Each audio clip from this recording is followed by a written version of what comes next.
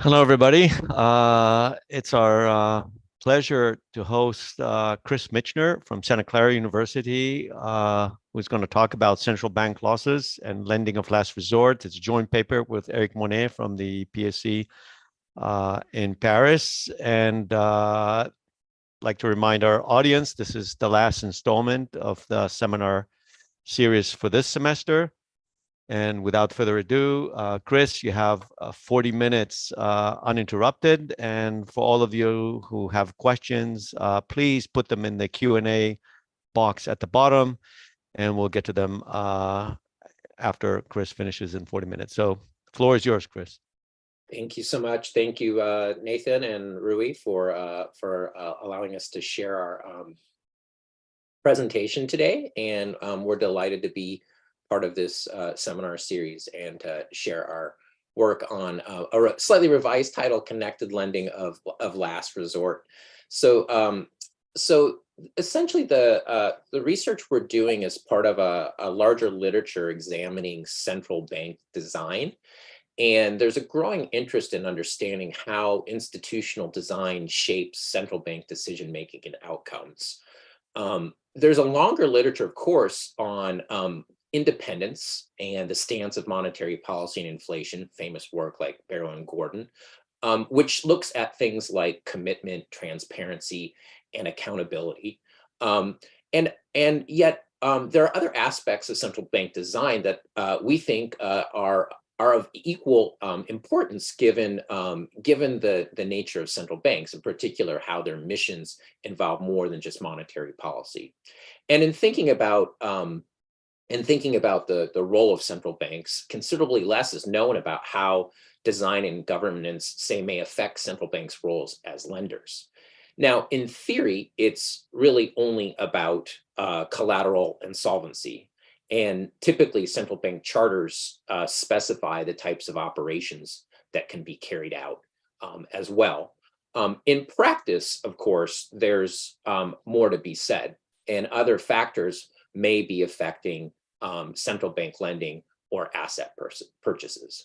Those could include things like personal connections, the quality of information on banks. The fear of losses has received a considerable amount of attention. So a recent co-author article appearing in the Journal of Finance in 2021 emphasizes this. And other recent research points towards the political economy of the relationship between the central bank and the government. So, for example, thinking about losses after a financial crisis.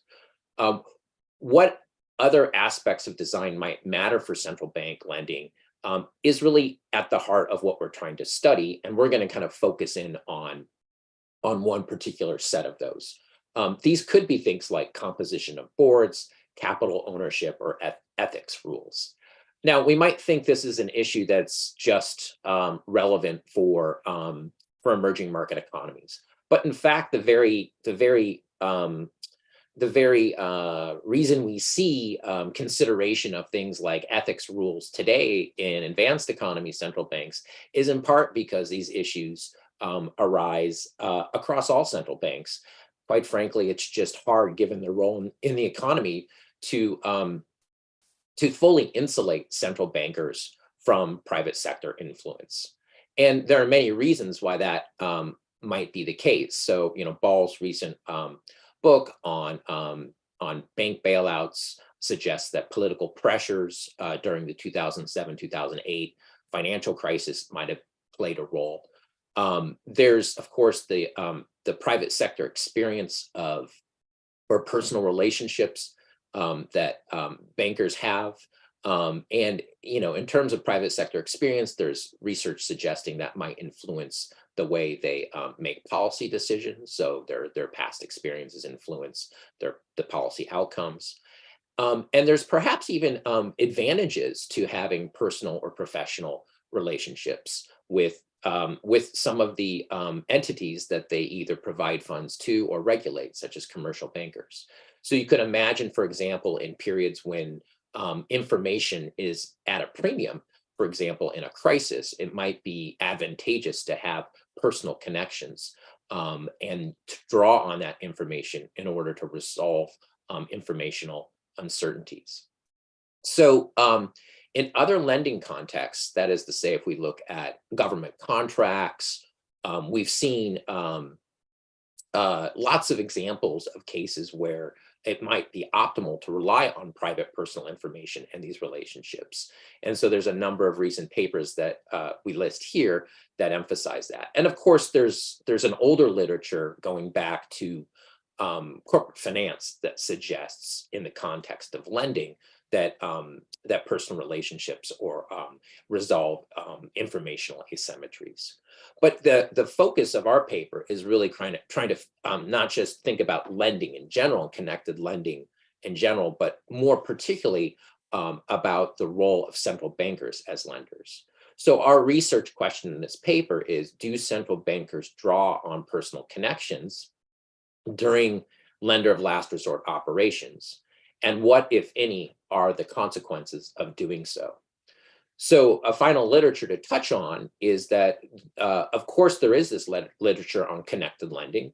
Connected lending can be advantageous, and it can be, and it's been explored in these contexts like government contracts and government loans, shown to matter. The question here is, when you think about a core responsibility, which is emergency liquidity assistance, when we think about a central bank's design, is it optimal to have those to draw on those personal connections, or are there costs of doing so? Does that potentially expose the bank to outcomes that may be different from what they intended? Or are their incentives changed such that as they carry out these operations, they're not acting maybe in the public's interest? And so those are the kinds of issues we're going to explore. And now the challenging thing about this, and you might say, well, why hasn't someone else really tackled this, is the empirical setting. And the empirical challenge is really that one needs detailed data and non-anonymous central bank lending data in order to think about how lending and personal relationships might matter in a lender of last resort context.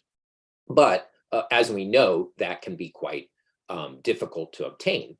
And contrary to government loans or subsidies that have been the focus of the political economy literature on connected lending, such data are impossible to obtain from recent lender of last resort operations because of privacy concerns. Now, there have been a few instances where employees at, say, the European Central Bank have gained access to this. But in general, privacy concerns, concerns about this information being made public through research, or fear of stigma from commercial banks that make use of emergency lending, make it difficult either to obtain the data or to have a data set that would be meaningful, meaning commercial banks simply aren't approaching the discount window in a way that would allow you to have form reasonable hypotheses and test them. So secrecy is the rule when it comes to central bank lending, and one has to figure out a way to overcome that. And what we did, of course, given the nature of the seminar, is we went back into time and we unearthed historical ledgers from archives in the Bank of France that record daily discount window lending amounts, as well as the names of commercial banks that they lent to before the crisis and during a crisis. So in particular, our context is to look at the Banque de France, which I'll abbreviate throughout as BDF, which is a central bank, but a very particular kind of central bank in the period we're studying it. So we're going to be looking at the Banque de France in 1930 and 1931. When we have two things at play. One is we have the data that I just mentioned, and we have a corresponding financial crisis or a panic that takes place. Now, the Banque de France is a shareholder-owned central bank and was created around 1800 by Napoleon. It is a central bank in the sense that it is a fiscal agent of the state, and it has a monopoly over note issuance. But in some sense, it's also a private bank with shareholders whose stock traded on the Paris Stock Exchange, the Bourse, and it paid dividends. And those are important facts we're going to highlight, in part because this is going to create the incentive issues that are at the heart of our research. Now, what is interesting about the governance structure, and this is going to have important implications for how the central bank reacted to 2 waves of banking panics, is that there were 40,000 shareholders, so far too many for us to know the identity of, but only 200 had voting power to select the board of directors or the regents. And so the voting structure is very concentrated. In effect, there's only about these 200 individuals are really going to hold sway over things like the discount window lending committee, the Conseil d'Escompte, the portfolio committee, that is to say, and they're going to have sway over the directors, so the board of directors at the bank, as well as the team that puts together the accounts of the bank and the annual ledgers or annual reports. So what we do in this paper is to analyze the largest banking panic ever in France. By this, we mean that more than 30 banks end up failing. And it's really the first substantial banking panic in French history. And surprisingly, to our surprise, the Bank of France's role has never really been studied in detail. What role did it play in perpetuating the crisis, for example? So to do this, and to come back to the shareholder point, we're going to merge novel daily data on central bank discount window lending from the archives with new data on commercial bank connections to those 200 largest shareholders. And those 200 largest shareholders, it's not a one shareholder, one vote model. They're the ones that select the board of directors. They're the ones that select the discount window lending committee. So just to preview our findings, and hence the revised name of the paper, what we find is that throughout the banking crisis, the Banque de France was overtly concerned with the welfare of its shareholders. In this case, we define those as connected banks. And even as its non-performing loans balloon, that is even to say, when the Bank of France's own portfolio reflected losses, it still aimed at preserving shareholder value, meaning paying out dividends. So what we show in our econometric research is once the panic started, the Banque de France drew on its personal connections and lent disproportionately more to connected banks, in particular those commercial banks with ties to the Banque de France's 200 largest shareholders. So on average, these banks received 30 to 40% more during the panic in comparison to those banks that were unconnected, that didn't have shareholder ties. And when we focus just on the banks that are not the largest 4 banks in the French economy, what we define here as SIFIs, using a modern term, the systemically influential financial institutions or systemically important financial institutions, that difference rises to 65%. In other words, it wasn't just a story about the largest banks receiving more funds. In general, if you're a connected bank, you receive substantially more than unconnected banks. We also show that these differences aren't driven by pre-existing trends or differences in characteristics between connected and unconnected banks before the panic. So why did they do this? Why did they selectively lend? Well, as has been shown in the corporate finance literature, there may be advantages in terms of information, asymmetric information problems during crisis, to lend to insiders, and doing so during a crisis may be a low-cost way to screen the collateral banks were presenting during the panic, and to minimize losses when faced with imperfect information. That may have been the reason, but it could also be a different story. It could also be a story about ulterior motives to help connected banks gain market share. In some sense, we want to first establish what were the consequences of this? And the consequences, as I'll show on the next slide, were many. But what's pretty clear and what comes through our archival research is that it throughout the crisis, it acted in the interest of shareholders. It paid record dividends even in the year when it saw ballooning losses from its discount window lending, and it acted in ways that were consistent with using that those personal connections to screen borrowers and limit central bank losses from discount window lending. So to point out one important institutional fact, we know that France had returned to the gold standard in 1928. It had ample free gold. Its cover ratio was never at jeopardy during this period. In fact, it could have lent substantially more than it did, up to 10 times more than it did. So it wasn't a story about being constrained by the gold standard. So I want to kind of put that question out of the way at the front. So what were the consequences of the selective lender of last resort policy? Well, if we think in the context of something like Henry Thornton's work or Walter Bagehot's Lombard Street, we know that that providing liquidity during panics is quite important. And so if we think about even in a more recent or formal setting about kind of inside and outside money, we want the Banque de France to provide enough liquid assets of high quality so that the market will stop the perceiving a difference between the note issuance or the funds of banks and the runs will stop. So in a sense, the consequences, the first and primary consequence of selective lender of last resort was simply that it exacerbated and prolonged the panic. The panic starts in the fall of 1930.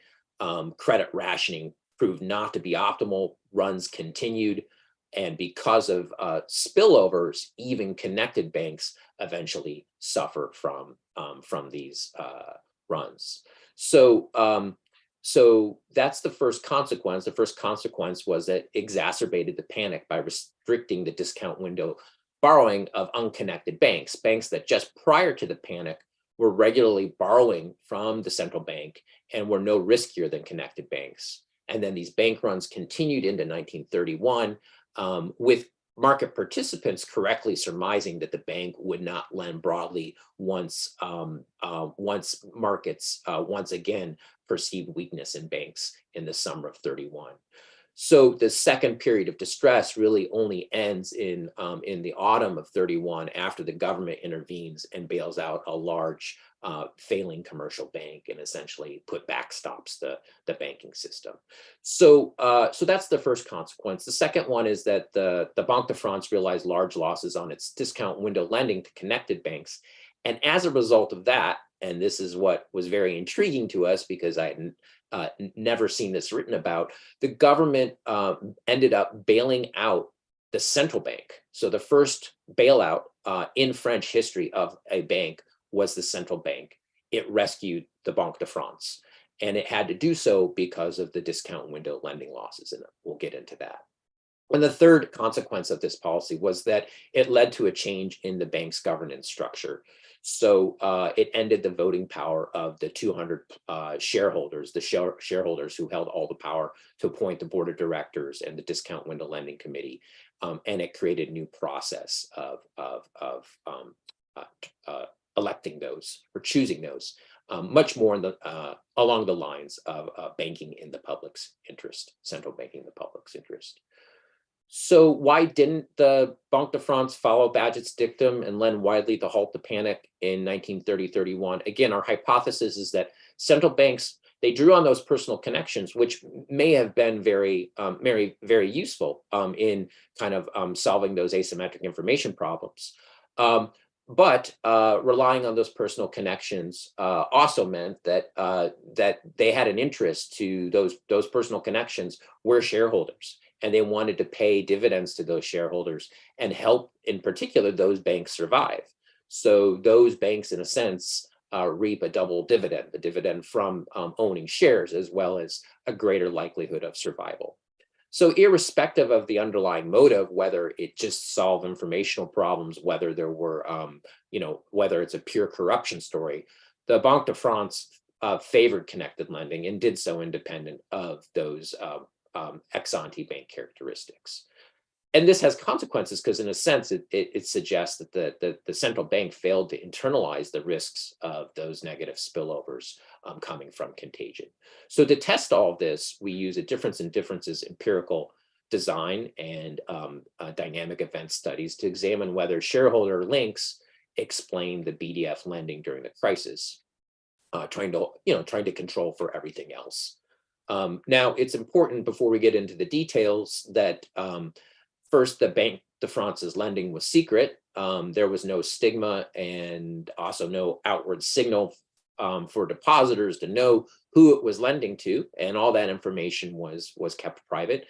And important to point out institutionally that another source we might think banks would have gone to during a crisis, that is to say an interbank market, really didn't exist for anyone other than the largest, very, very largest banks in the French economy. So there was the interbank market was underdeveloped. Okay, so let me get into a few of the details about the panic itself. And if I had more time, I would delve into these, but let me just sketch the outline of how it began and then how contagion took place. So the panic starts in early November of 1930.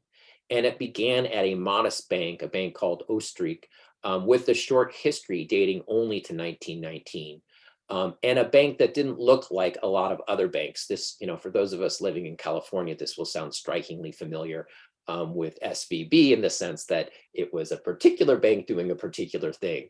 At any rate, its owner was heavily involved in stock speculation, and in fact had formed a partnership with a financier, an Italian financier, who helped initially get his holdings listed on the Paris Bourse in 1926. Those listings essentially grow into a holding company called Hofra, which floated shares on the Paris Bourse initially at 100 French francs. And those shares ballooned in the stock market run-up of the 20s all the way up to 2,300. But with Wall Street's troubles and a cooling global stock environment in October 1929, the Bank Oostenrijk started having troubles, and stock price had fallen substantially. And so it started pumping its own stock. And the rumors in the financial press were that it was actually tapping into the bank's assets to do so. It doubled down on its own stock, hoping that it could ride out the wave of negative sentiment around the holding company, and in a sense bet wrong. It couldn't cover its margin calls. And once it became clear that Adam, a bank that Oostenrijk had taken a position in, was somehow connected to the Oostenrijk group, it started experiencing runs. So Adam was a large and well-known regional bank in the north of France that had actually been started before even the central bank, before the Banque de France in 1784, a major regional bank that Oostenrijk had become its main shareholder. And the Lehman moment, to be a bit anachronistic here, was the period when the Banque de France decided to let Adam fail. So the question is, why did it do this? This was an important northern bank, and when the failure happened, social protests erupted in the port city of Boulogne because trade credit was provided by this bank, and traders relied on it for credit. So that triggered runs in the north. Newspapers helped spread those fears throughout France, and by December, banks nationwide were suffering runs, including a very large bank, the Banque Nationale du Crédit, and runs in Paris as well. And so this was all happening again in the period of November 5th to 11th, right after the central bank decides to let a dam fail. So when a bank fails in France, there's no option, unlike the U.S., to enter into a suspension mode. In a sense, it goes straight into liquidation. In layman's case, in Adam's case, a syndicate of commercial banks decided to get together and to try to proceed with an orderly liquidation of Adam, hoping that this would calm down markets. And this was something that the central bank participated in, but it failed to quell the fears of depositors. That is to say, this was in the liquidation process. Depositors couldn't see why the central bank had let it fail, and panics continue through the end of the month and into December. And so the Banque de France in internal documents is acknowledging as late as November 27th that a dam had repercussions throughout France, and it was on the public's mind, especially for small depositors. So these runs then they persist through December, and then there's a cooling off period, and then a second wave starts in the summer of 1931, with concerns spilling over from Central and Eastern Europe about the health of banks and the crisis that they're having there. Runs start up again, and this is an argument, because the central bank had made no overtures to act as a lender of last resort in this first panic period, I think rightfully so, the depositors interpreted that as that they weren't going to enter into playing that role in the summer of 1931, and so runs start again, and I'll provide some evidence later on that second run. Okay, so into the data we go. The data are daily loans of the Banque de France to what are effectively the largest 65 commercial banks in France. By large, I mean that they constitute about 85% of all assets in the French banking system prior to the panic. And what we have are daily discount window loans, as well as advances on securities or Lombard loans covering the period January 1930 through December 1931. So this is a really unique compilation in the sense that it appears to have only been undertaken for these years during this exceptional crisis. And so these are ledgers in this document called Comptes Principaux that exist for really this kind of 2-year period.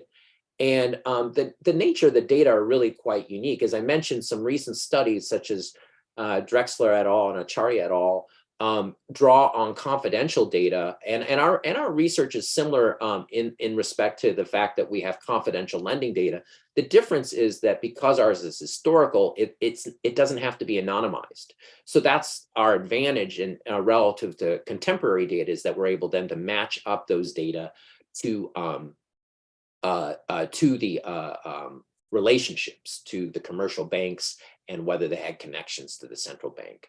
So we supplement these data with annual balance sheet information. And there are other borrowers. About 217 institutions are listed in these ledgers, but no information about these. They tend to be foreign banks or non-bank financial institutions. And so we're going to focus on the commercial banks that borrowed, which is about 97% of the discount window borrowing. And when we just map the 100% of the borrowing, the two series move very closely. So we're not really that concerned that we're missing any of the important nuances of the panic period. So it's commercial banks. We're not including merchant investment banks such as Rothschild or Neuflize. These are of course well represented among BDF shareholders. They also borrowed from the BDF, but in very small amounts because they weren't funded by deposits. So they're not part of this whole story about runs and lender of last resort activity. So the discount window in this period for the Banque de France is a very important activity. It's a primary revenue stream for the Banque de France, again, in part because there is very little of interbank market to speak of.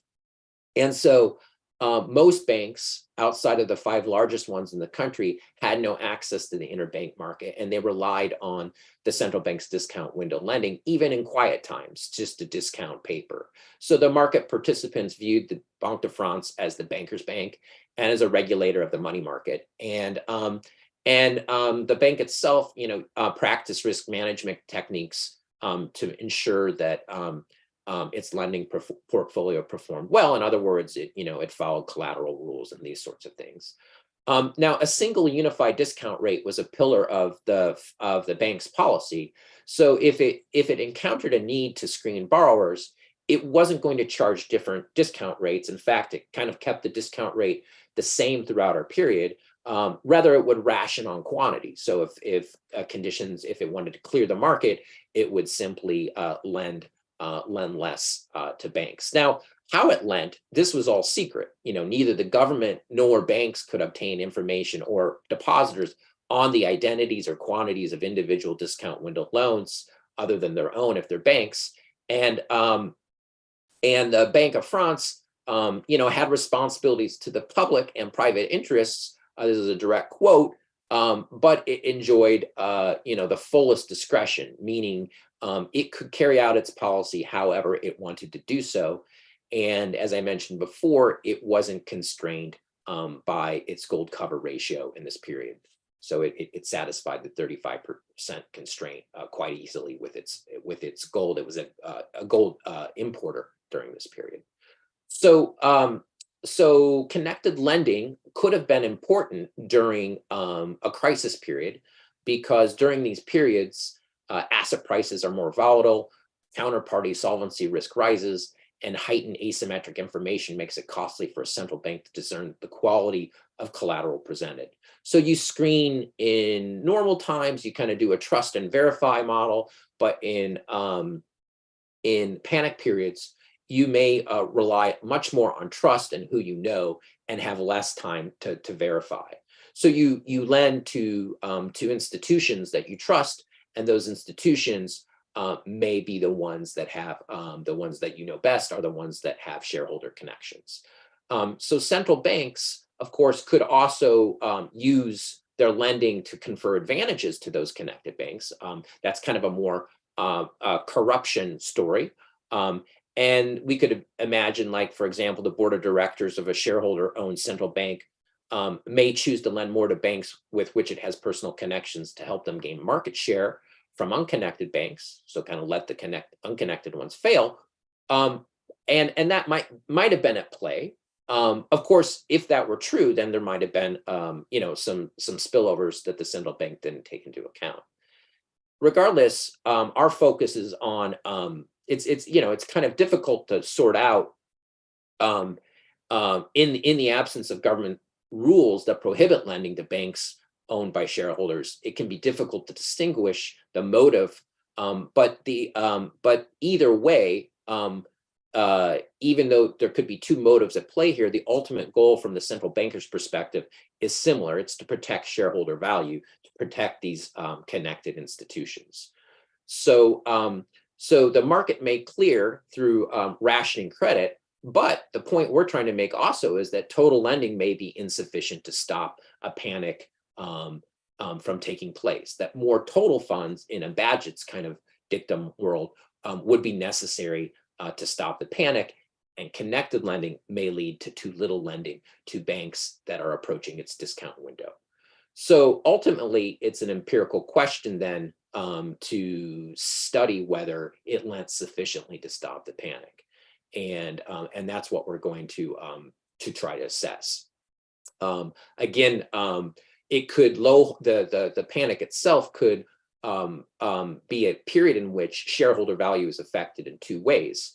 One is it could reduce dividend payments to shareholders through losses, and second, losses at connected commercial banks may take place due to contagion effects. Okay, so we measure the connections between shareholders and the BDF using information on board members and the Banque de France.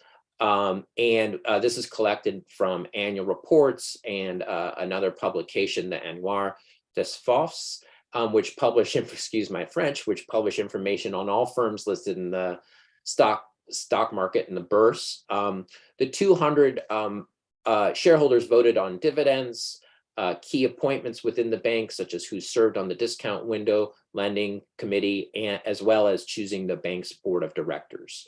We're going to measure shareholder ties in a variety of ways. In appendixes in the paper, we test whether our results are sensitive to these, and it doesn't turn out that they are. But the broadest definition that we start with is that there's at least one board member of a commercial bank that is a voting shareholder of the Banque de France. That's 26% of the banks. Or that the bank itself is a shareholder, so that's a corporate shareholder, that's only 5%, or a first degree of connection, family ties, such as a parent or a sibling or a cousin, would add another 13% that they have ties to BDF board members.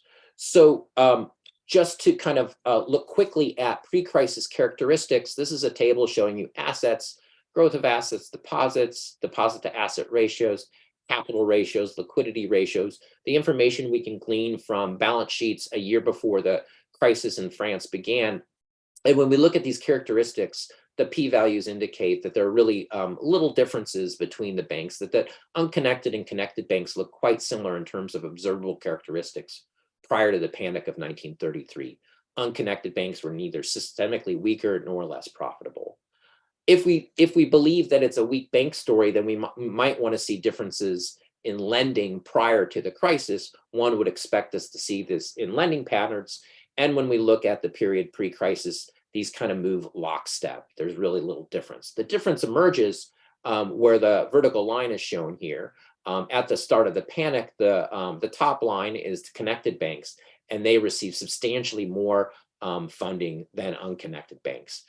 In terms of, this is an index, but in terms of quantities, lending in these two periods peaks at over a billion French francs, and it's twice as large than in the year prior to the crisis. So this is an enormous spike for connected banks, and you can see there's a little uptick here for unconnected banks, but certainly in the second wave, there's no advantage.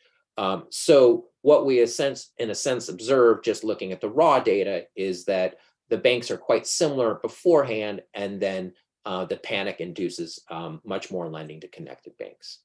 In a difference in differences framework, where we then interact a time dummy for the panic and indicator showing whether the bank was connected through shareholding with time fixed effects and bank fixed effects, and time varying controls, those bank characteristics either interacted with the dummy variable itself or with individual time dummies, so weekly time dummies, for example. We see that there's really no pre-period differences between the banks. And then here we're benchmarking off of October as the red line. And this represents the month just before the panic started. What we show here is that when demand for liquidity surged, it did so once the panic started, and it got to be about 49% higher in that month after the panic started, the month when widespread bank runs took place and financial distress began.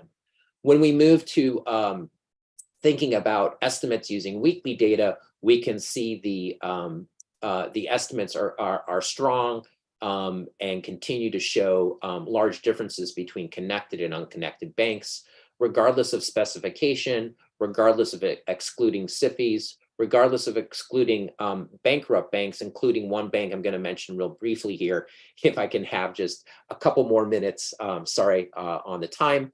If I could have a couple more minutes, the Banque Nationale Crédit is a bank that's going to fail. And even when we exclude failed banks and SIFIs, we still get strong effects, 50 to 60% differences.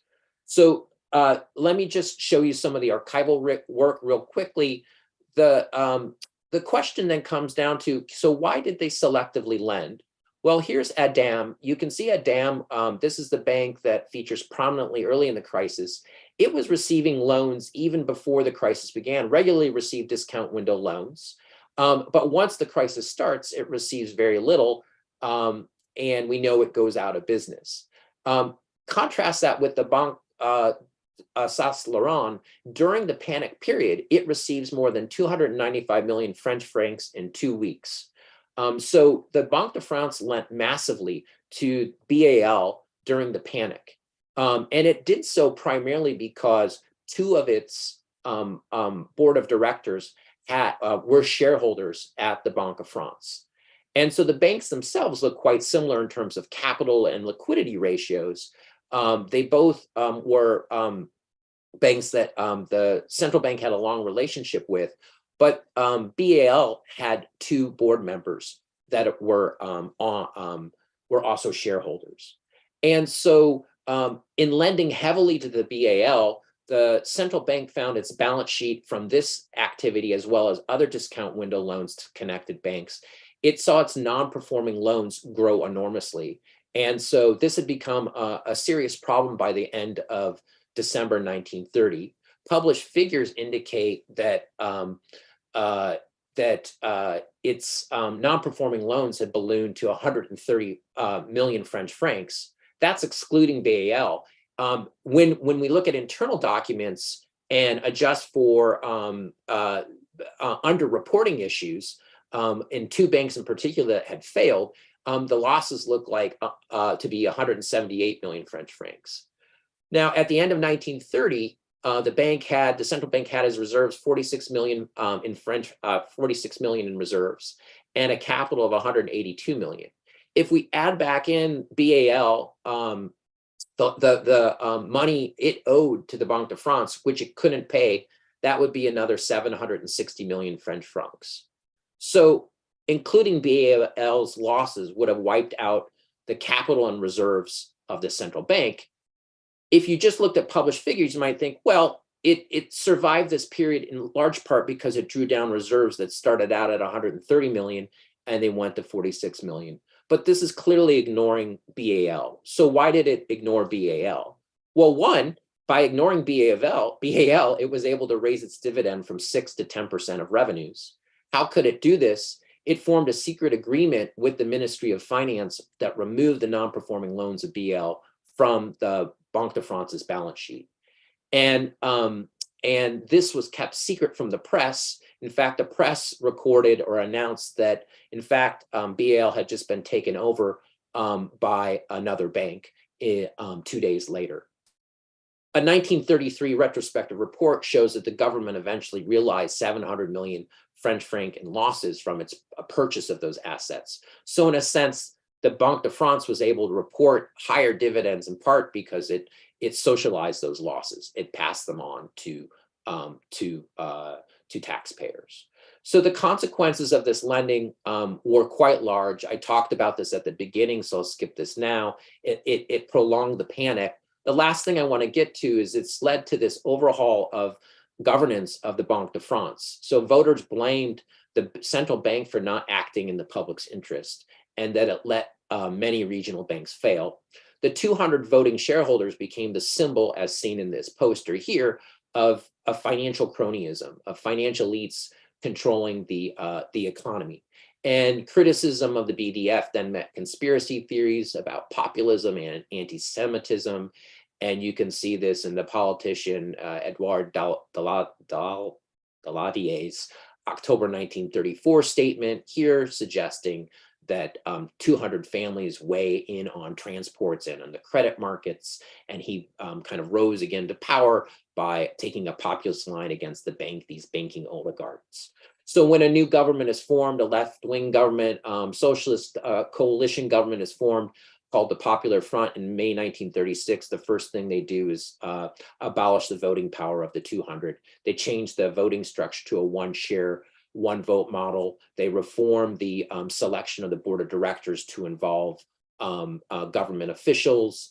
They create a council to replace the 15-member council regents with councillors elected by an assembly, chosen to represent the interests of the nation and economic interests and credit interests. In a sense, there's a governance crisis that comes out of this, and the central bank is forced to change their ways.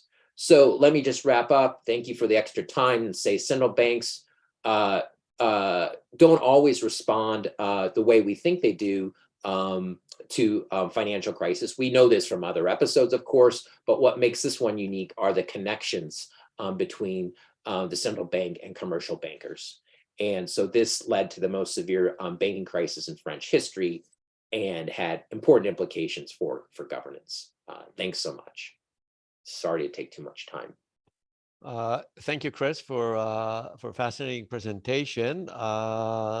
So let me move quickly to the Q&A.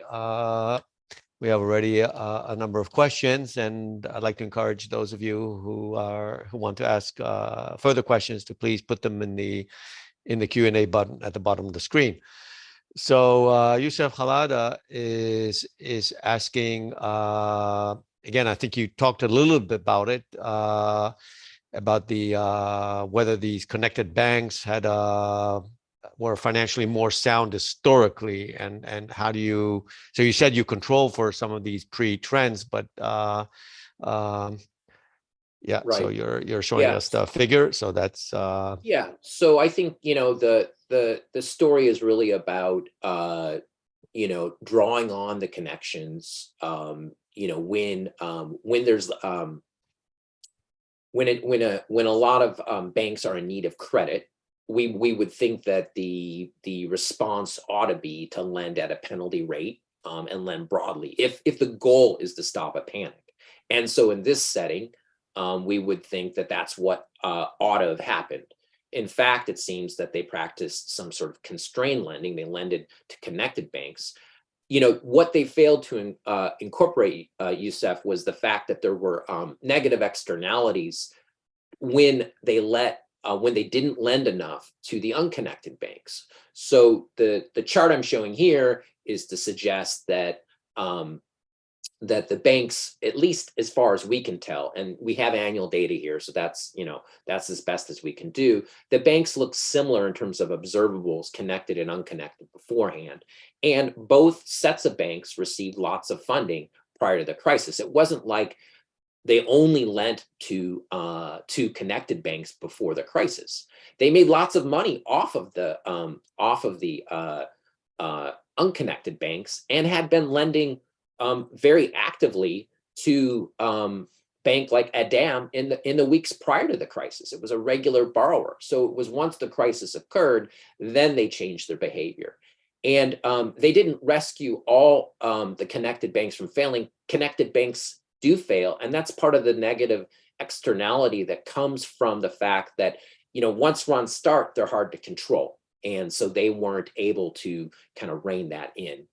To be to kind of be brief about it. That's the shortest answer I can give. Okay, so moving on to Guido Traficante. He likes you to draw some parallels between the crisis you studied and the Fed response in 2008. Where sort of the argument there is that the Fed worked with a limited number of counterparties, primarily dealers, that kind of may have restricted its operations, the initial response. So, any thoughts about that? I think one thing that's clearly different about the two episodes is that this is not a period when open market operations are the tool that was used. So today we have a variety of methods to respond to liquidity concerns, and open market operations, can be effective in that way. It may be that, and I don't know enough about the limited number of counterparties. I mean, you're exactly right. There are just the primary dealers, but I think the government has never had a problem of getting. I'm sorry, the central bank, the Federal Reserve has never had a problem really to get adequate reserves out there. I think in the case of 2007, 2008, there were particular parts of the financial system that were freezing up that the Fed didn't have a clear picture on prior to kind of things erupting. And it had to design lending programs to target those specific areas. much like it's doing today with kind of duration risk, and creating a long-term lending facility that targets that. Here we have a situation in France where banks that are in need just approach the discount window. It's all bilateral, and that's a major difference between then and now. Of course, we know stigma plays a role in the modern period, and the discount window was, in a sense, underutilized during the 2007-2008 crisis. So not sure how many parallels there are, though I think that the comment gets at the question of like why these counterparties, and whether that actually kind of constrained the Fed's activity. I haven't seen a study done on that, but I would just say kind of some surface level differences, in particular that the lending in our era was much more bilateral and less on open market operations. Thanks. Clemens has a number of questions. So Clemens, I'm going to unmute you so you can ask them. So if it's okay with you, please, Clemens. Hello, do you hear me? Yeah. I'm not in my usual setting. So, but hi, Kris. Now, my question was, you seem to have two stories, and I wanted to maybe take these two apart a little bit. Is whether this is a story about connected lending in the case of the Banque d'Alsace, or whether it is a story of non-lending to Adam because they were not connected. I mean, the outcome for the Banque d'Alsace is that they make enormous losses on it. Maybe it would have made the same losses on the Banque Adam as well. So maybe it was a good idea not to lend to Banque Adam, and it was a bad idea to lend. This was my first question. And the second question is, I mean, we know from the literature and also from the annual report of the Banque de France that they basically made never losses on their discount loans before 1914. And so what led? Do you have any indications what led to this change in policy that within just during one crisis, they would run up such large losses that they would lose their independence?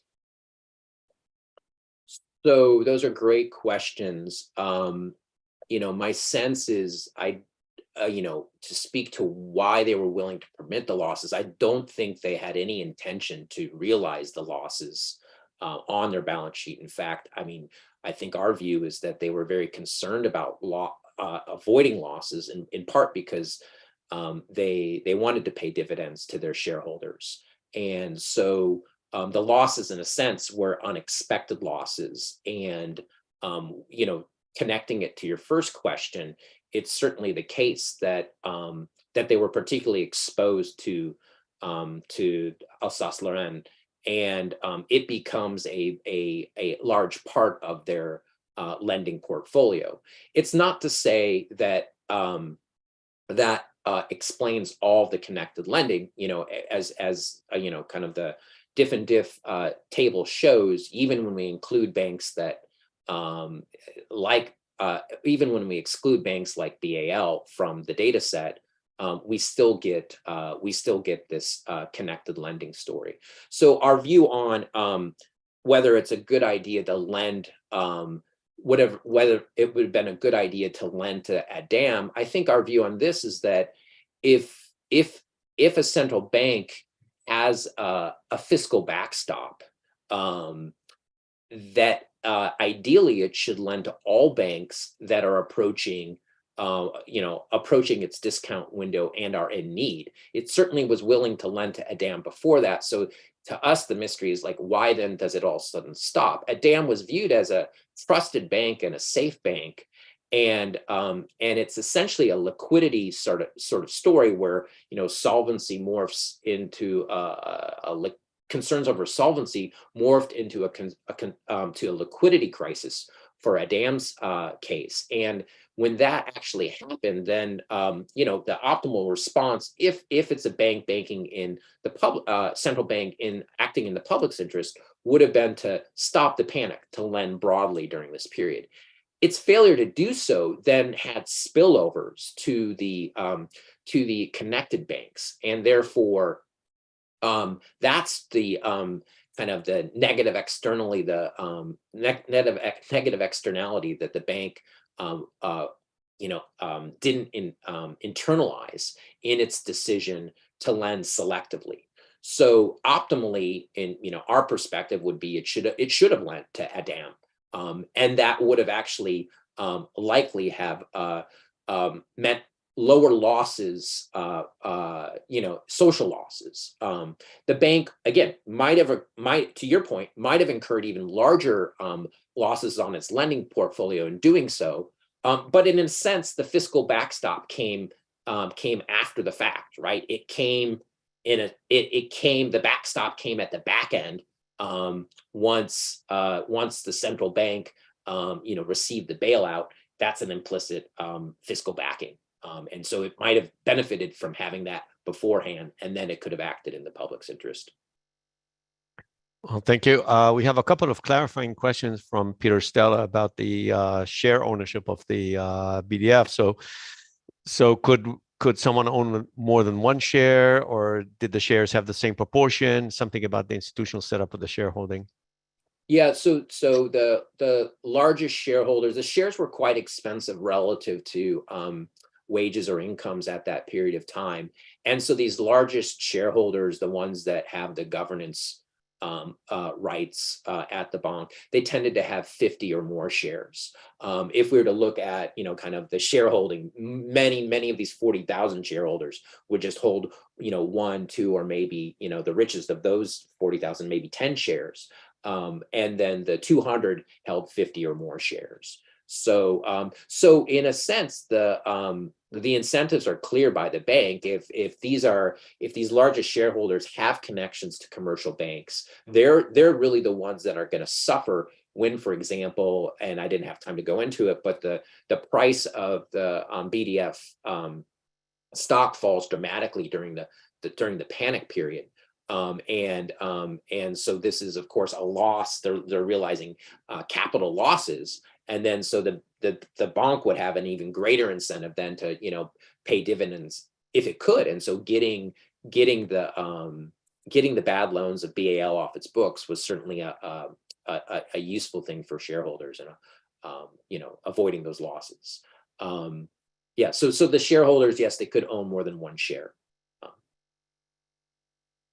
Okay, thank you. So we have 2 more minutes in the formal time. We have lots of questions, so I'm trying to pick one which you can answer in 2 minutes rather than. I can try to be brief. But let's take Mark Carlson's questions about whether there's any evidence that the BDF put pressure on connected banks to lend. Is there any evidence that BDF put pressure on connected banks to lend? I guess to pass it on. I mean, again, there's just not an interbank market. I don't think we have evidence of the banks themselves turning around and then trying to lend to other distressed banks. Again, I think the important thing to recognize is that who the central bank lent to was secret. So it's not clear that anyone else knows who the BDF is lending to during the crisis period. And of course, the peak of that fall crisis is happening in kind of a 3-week window. And so who's getting funds, I guess, is only observable after the fact when the runs don't stop at certain banks. If some banks are being run and they have sufficient liquidity, that might just be because they had, a lot of liquid assets on hand. It's not, again, not clear. I mean, the central bank itself didn't send any signals. And so I think it would have been hard for a bank to, outside of maybe the big 4 banks, to, go and ask for lending. But we didn't see any evidence that the big 4 banks in the economy, which don't fail, and which is why, in part, this crisis hasn't been highlighted in the past by someone like, studies like Reinhardt and Rogoff, since those big 4 banks don't fail, you might think this is not a crisis worth writing about, but in fact, lots of banks do fail, these mid-sized banks and smaller banks. But we don't see any evidence that the big banks were particularly willing to lend to the smaller banks. In fact, they end up grabbing market share in terms of deposits. So their deposit share rises from 40% to 60%. And the 4 big banks are split. 2 are connected, 2 are unconnected. Well, thank you, Kris. So we reached the end of our formal 60 minutes. So I'd like to formally thank you for a great presentation. I'd like to thank our online audience for attending the seminar throughout the semester.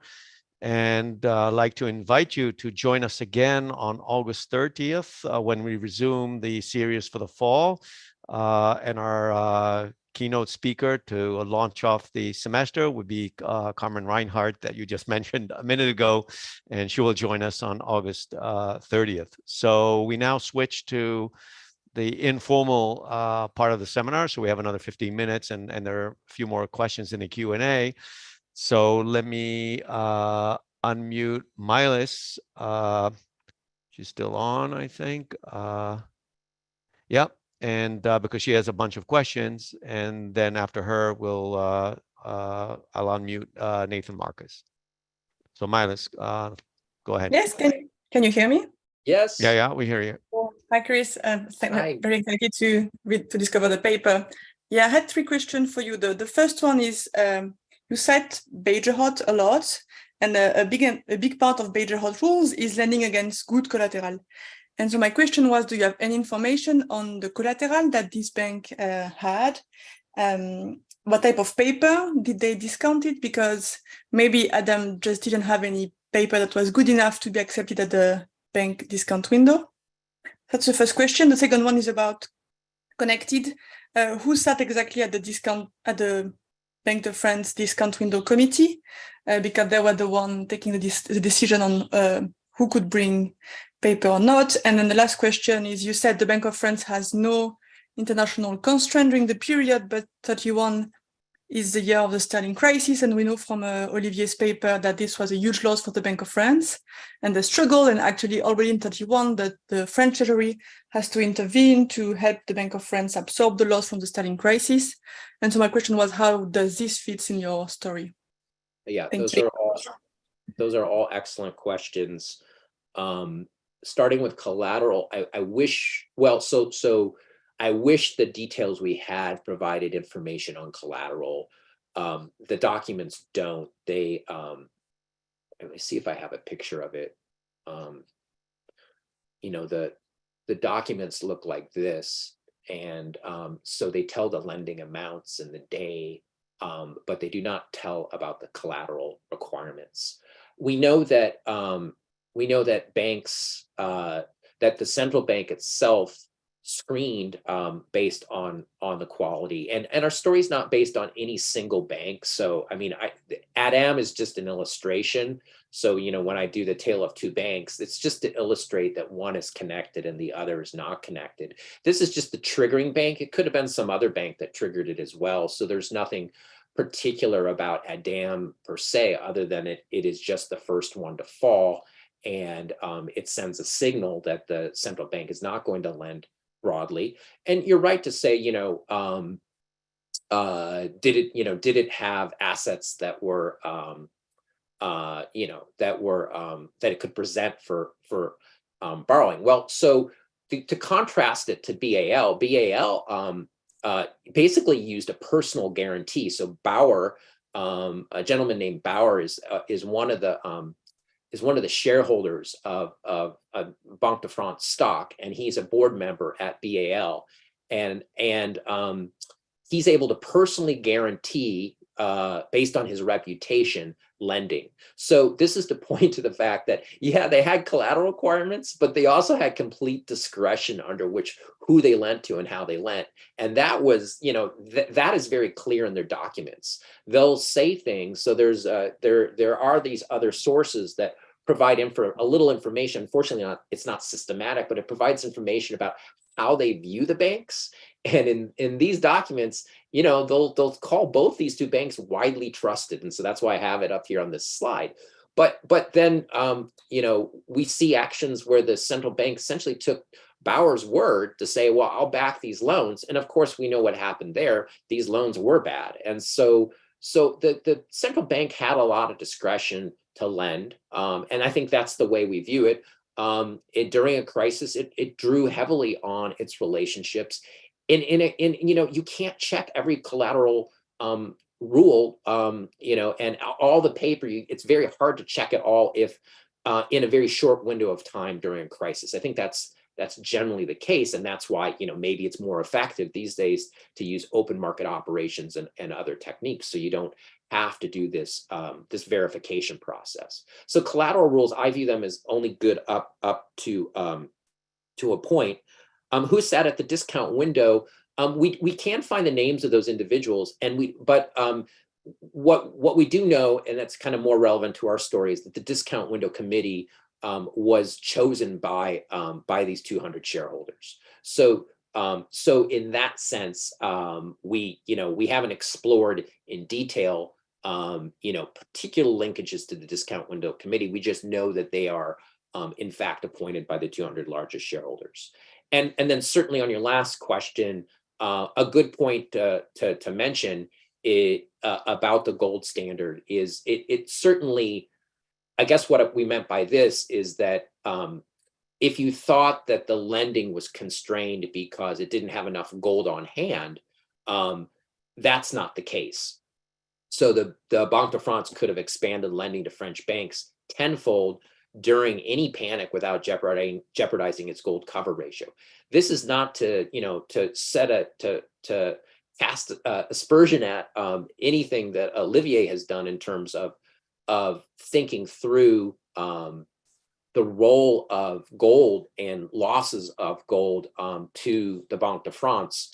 That actually is quite important in the summer of 31. And so, when England departed from gold on September 21, it was trying to liquidate pound sterling, and it was unable to completely accomplish that task.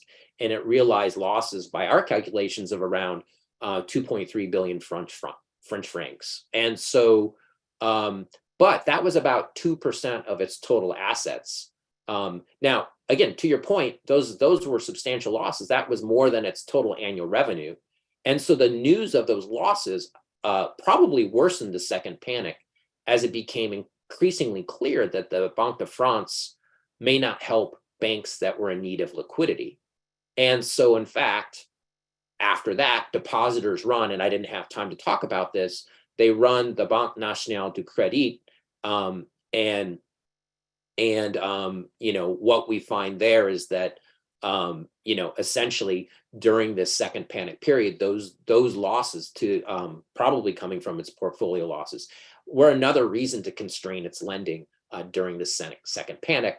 The depositors at commercial banks already had the signal they needed from the first panic that the central bank wasn't going to intervene, and so they start running banks in this period, thinking there's going to be no broad-spread or widespread support, and that those runs continue until the government bails out Banque Nationale du Crédit in October of 1931. Thank you. So I'll unmute Nathan Marcus.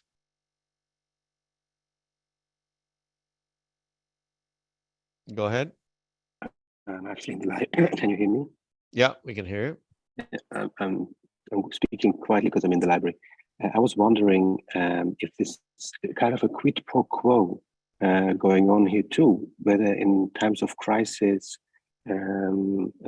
sovereign debt crisis or other sorts of crises, it would be these banks that would be expected to step in and support the central bank by buying treasury bonds or stuff like that.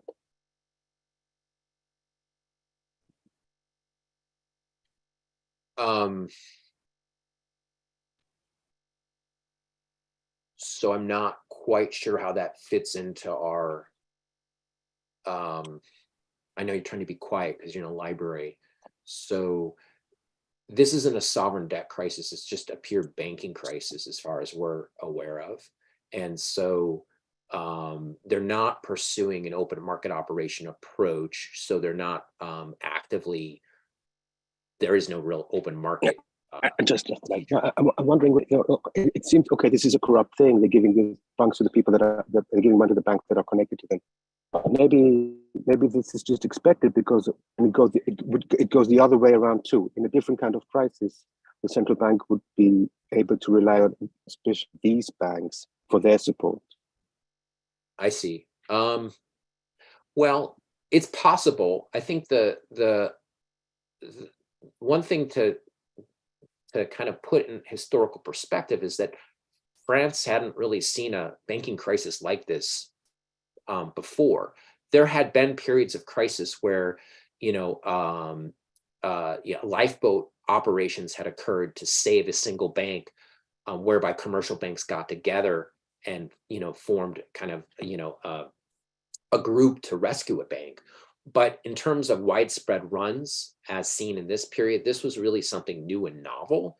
So it's not clear to me that it's possible there could be a quid pro quo, but I wouldn't see why it would exist based on kind of previous, at least recent history prior to this period involving the central bank and commercial banks.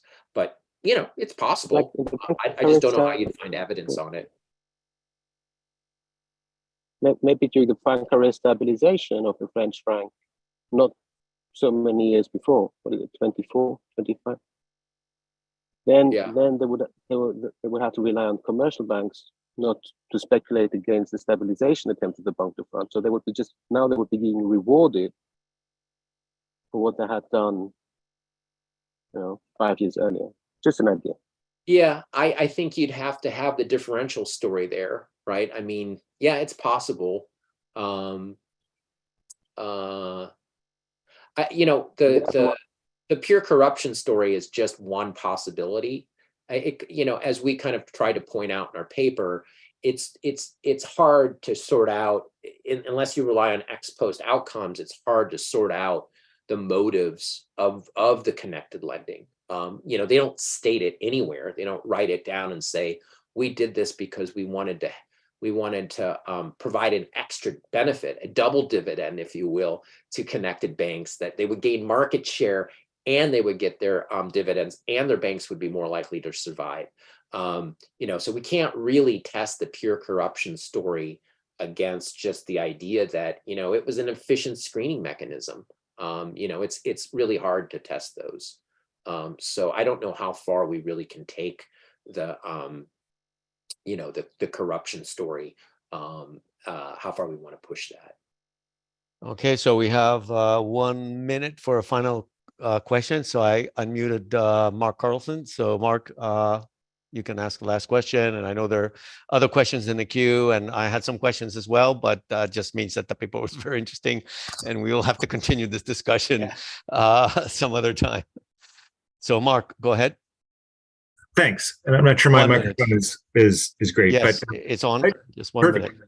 minute. No, I'm just curious whether the Banque de France actually went after the person who provided a personal guarantee, or if that person, or what happened with that person. Thanks. It's a great question. I think I'm going to have to circle back to you with an answer on that, because I don't have the answer off the top of my head. My sense is that the bank's governance structure changed so much. They probably they were probably happy to, in a sense, they were happy to. Well, let me put it another way. It might be in the 1933 report of the government when they go and they release information. This is how you can actually see that there was a secret Christmas week agreement to kind of bail out the central bank. And the bailout, of course, involves the bank. Bauer is the one who pledged it, and so his loans in a sense get swept up by Treasury. And so I don't think they didn't have to come after him, because the central bank was able to foist those bad loans onto the government's balance sheet, and so I'm guessing they never went after him, but I could certainly see if they did so. It's a good kind of historical question that's worth following up on. So thanks for the idea. Okay, so we just reached the end of our time. So thanks again, Kris, for Thank you for all the wonderful questions and engaging talk, and you generated a lot of questions. So it's a great finale to our semester. So hope to see all of you in August at the end of August. Thank you so much. Thank you. Okay. Bye-bye. Bye. Bye.